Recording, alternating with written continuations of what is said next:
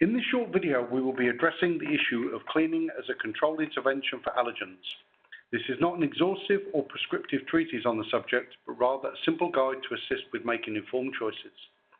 The whole area of allergen management and control is a complex and multifaceted issue which cannot be adequately covered in a few minutes on a video.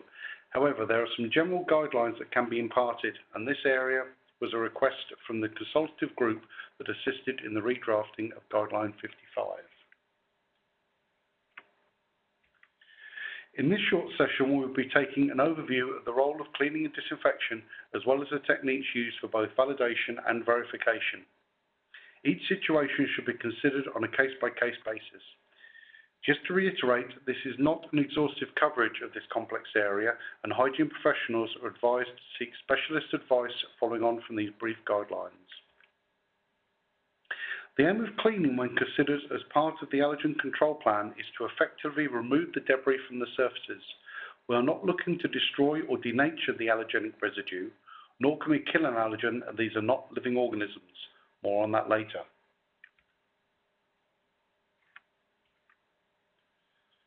So let's look at the role that cleaning plays. To reiterate, the aim of cleaning is to remove residue from surfaces. That said, some operations may choose to employ specially designed cleaning regimes to heighten awareness and to maximize control.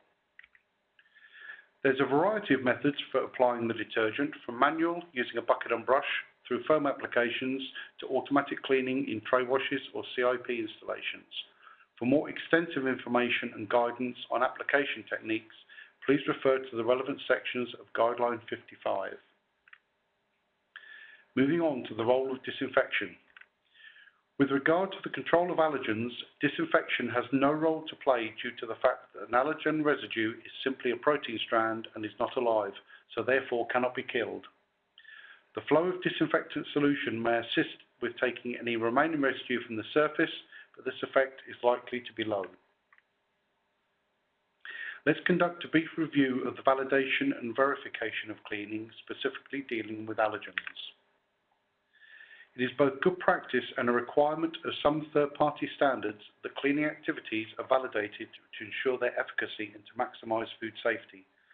A validation test will typically provide numerical, quantitative values that can be cross-checked against published standards where available, and may include both ELISA and microbiological results in a complete validation exercise.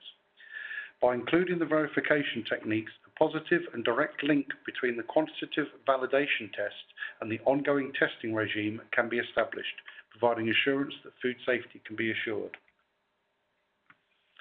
A verification schedule should be implemented to ensure that the cleaning exercises remain effective. The validation exercise should be repeated if any material change takes place which may affect the effectiveness of the clean, for example, a change of detergent or process.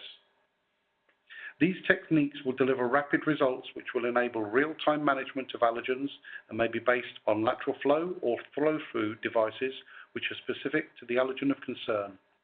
Where ATP systems are used, care should be taken as this is only an indirect measurement of the general cleanliness of the surface as a colorimetric technique.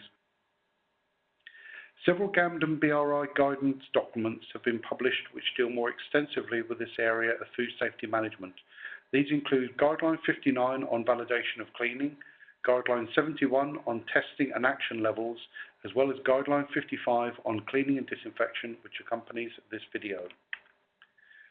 Thank you for your attention and interest in this subject, and please refer to the guideline for more detail.